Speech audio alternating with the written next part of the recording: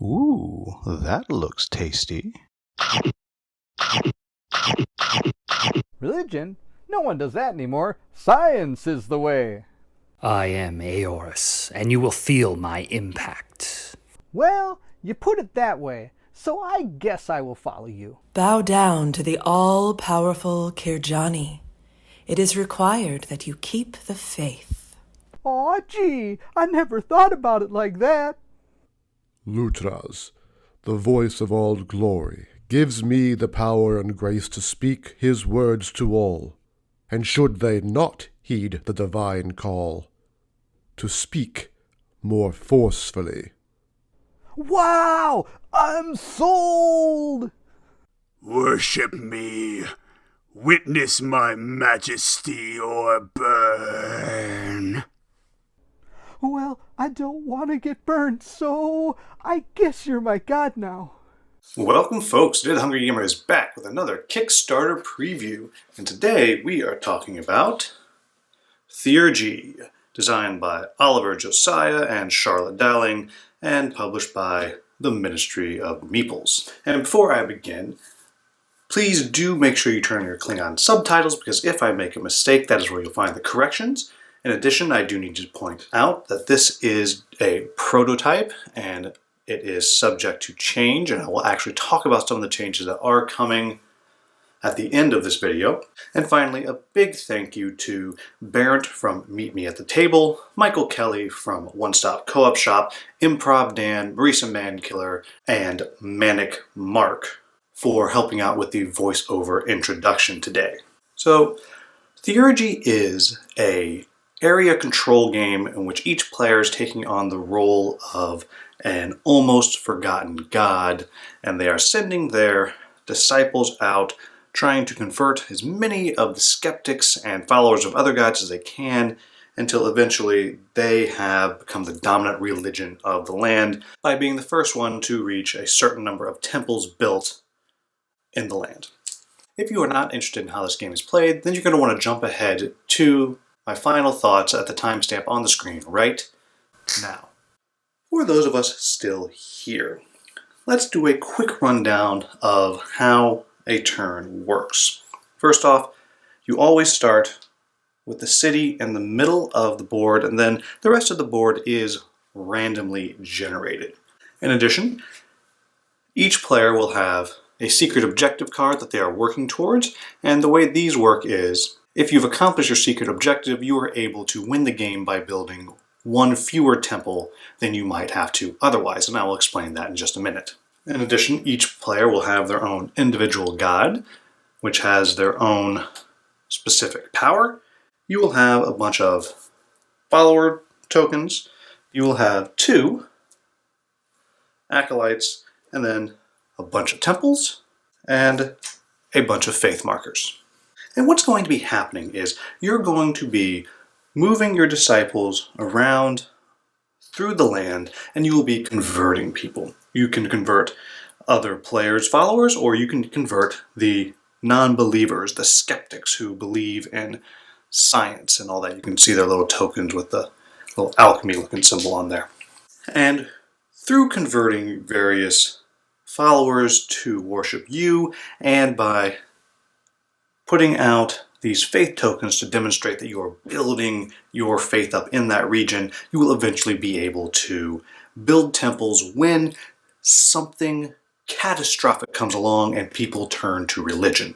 And you win the game when one player reaches a certain number of built temples. Now, this varies as you play. There is a higher number, which is just build that many temples out. In a 2-player game, that number is 9.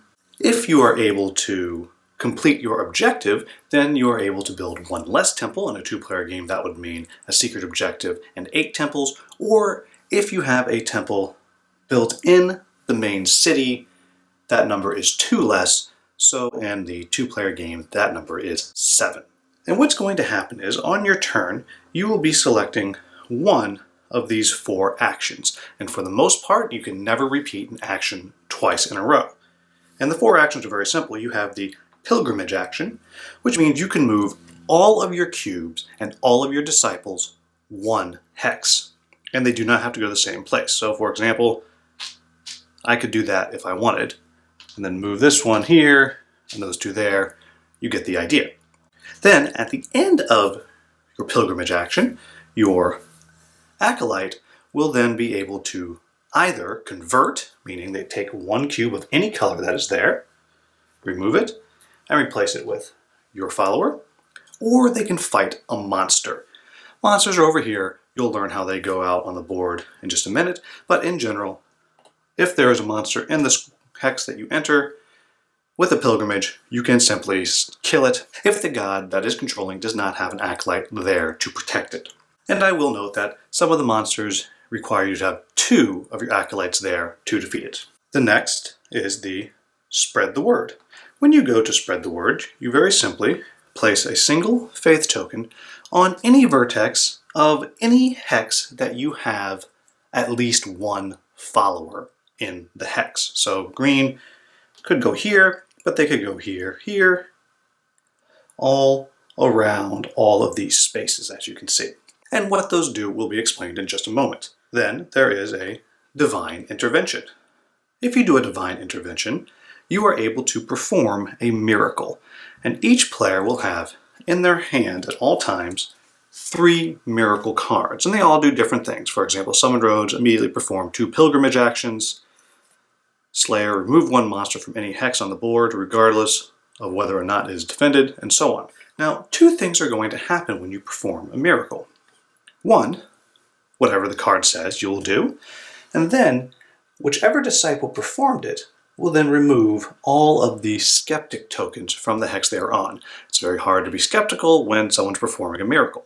And the same thing can be said if instead of performing a miracle, they choose to summon one of the monsters over here. If they summon a monster again, it's very hard to be skeptical. You don't have time for being skeptical when there is a monster roaming around doing horrible things. When you summon a monster, you simply pick the one that you want, and you look at the card. The card will tell you where you are able to place the monster, and you place it out, and you perform whatever it says on the card, and I'm not going to get into the details of how that works.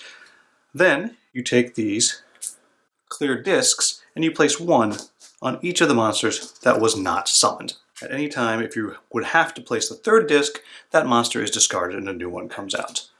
Then you draw a new monster, place it out, and then the last thing you can do is the test of faith.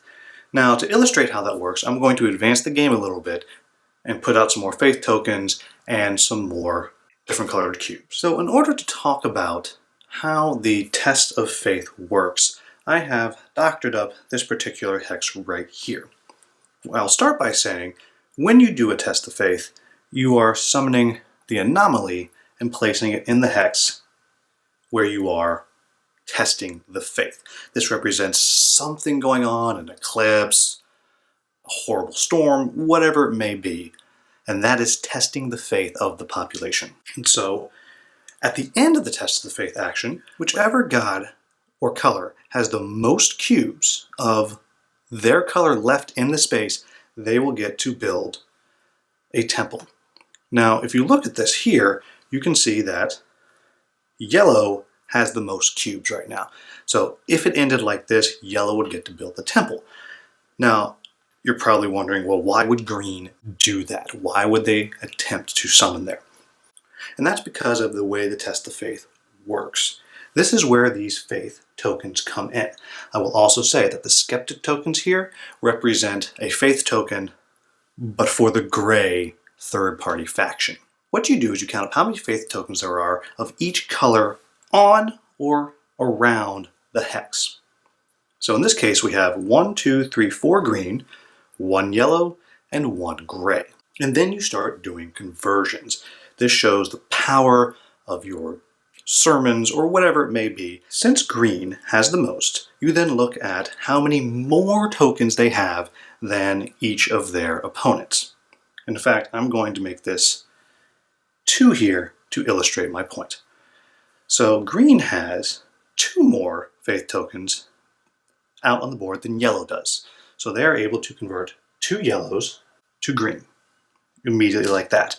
And they have 3 more tokens than gray does. So they're able to convert 3 of the grays into green. Then you look at who has the next most faith tokens. In this case, that is yellow, that has 2, to gray's 1. So the difference there is 1, so 1 gray gets converted to yellow. Now, I should also say that should there be a whole bunch of skeptic tokens out in the square, it is possible to convert the various followers of gods back into skeptics if there are that many tokens out there. In fact, that becomes part of the strategy, because when you do a test of faith, you can test the faith in any hex on the entire board, whether you have followers there or faith tokens there or not. Then at the end, we would count up who has the most. Now we have 1, 2, 3, 4, 5, 6, 7, 8, 9 yellows to 1, 2, 3, 4, 5, 6, 7, 8, 9, 10, 11 green. So green would get to build the temple. I will also say that if the faith was tested there again later on, and perhaps yellow was victorious, the green temple would be destroyed, and a yellow temple would be built right on top of it. I will also say that ruins of temples count as half a temple for the purposes of in-game scoring. And I almost forgot to say that after you have done a test of faith, you then have to take a skeptic token and you place it in every single hex around where the temple has been built, with the exception of any hex that has either a monster or an acolyte in it. The only other thing that I will say is mixed into the miracle deck that you are always drawing back up to 3 with, there are various events that will happen throughout the land, but I'm not going to go into those in detail. And so that's it, folks.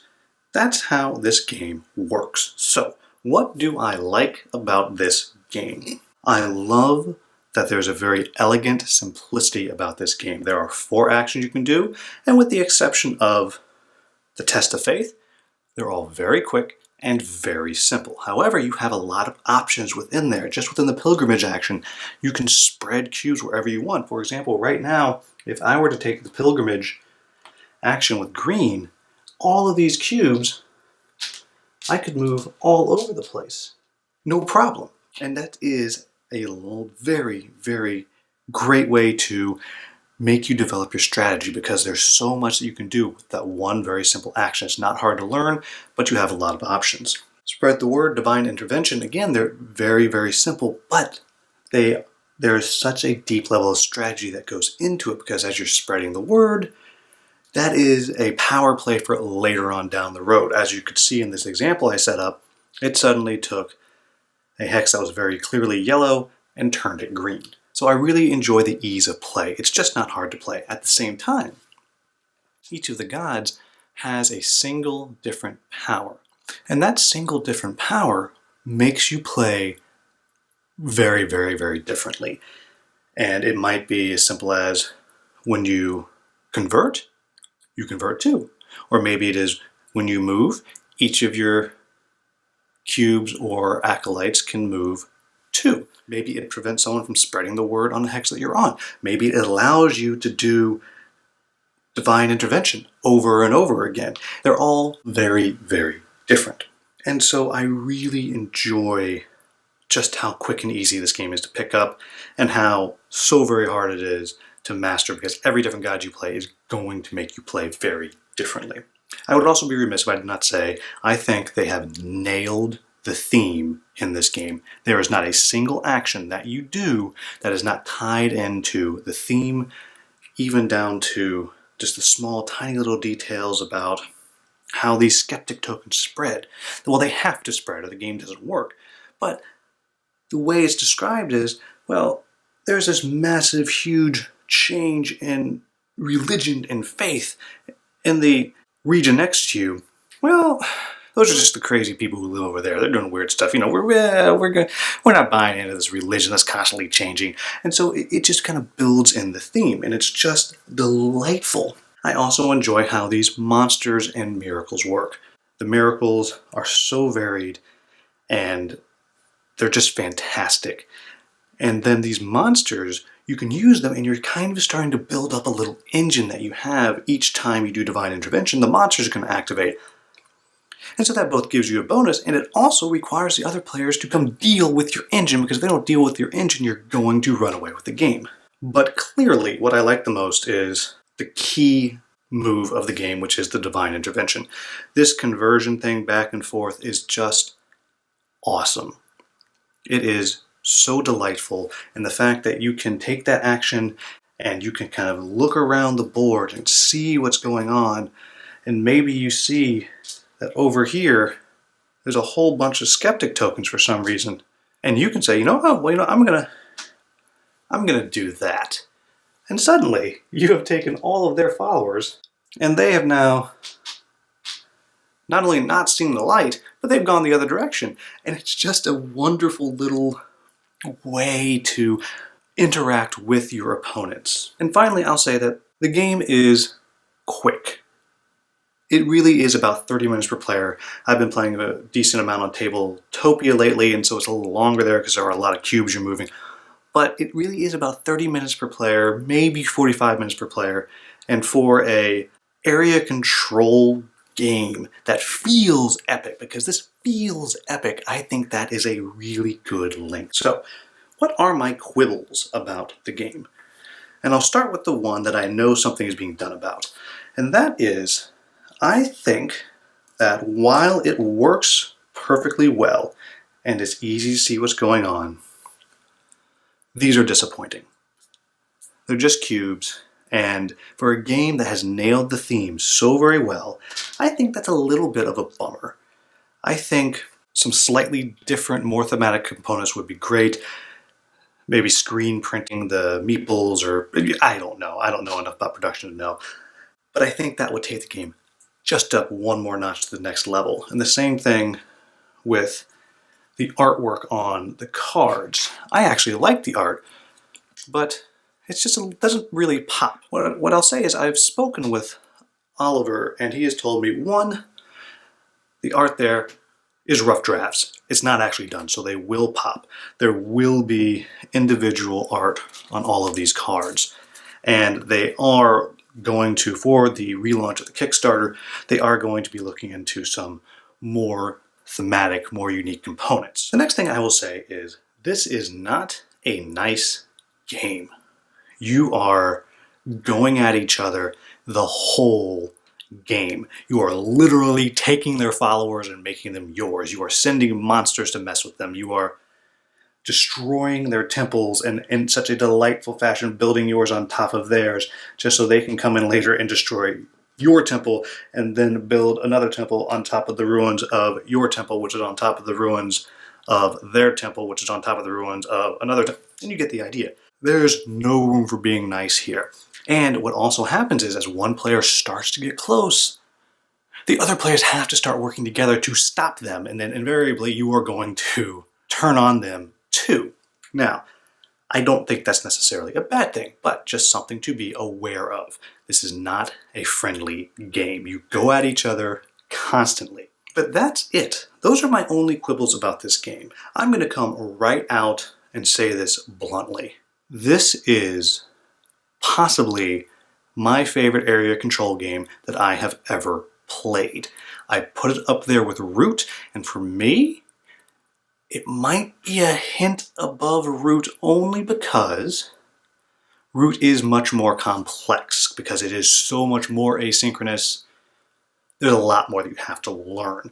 This one, the asynchronousness, I don't know if that's a word, but I'm using it, is light, but it is enough that makes each of the gods feel very different, but it's easy to figure out what is going on. If this game had a solo AI that worked well and was relatively easy to figure out how it works, this game is very likely in my top 5 games of the year. I like it just that much. I have actually spent a lot of time, and I'm pushing my glasses right at my nose as I say this, playing this game by myself. Playing with 2 different gods, just testing it out. Playing with 3 different gods, seeing how they work. Ooh, I haven't tried this god yet. I want to check it out.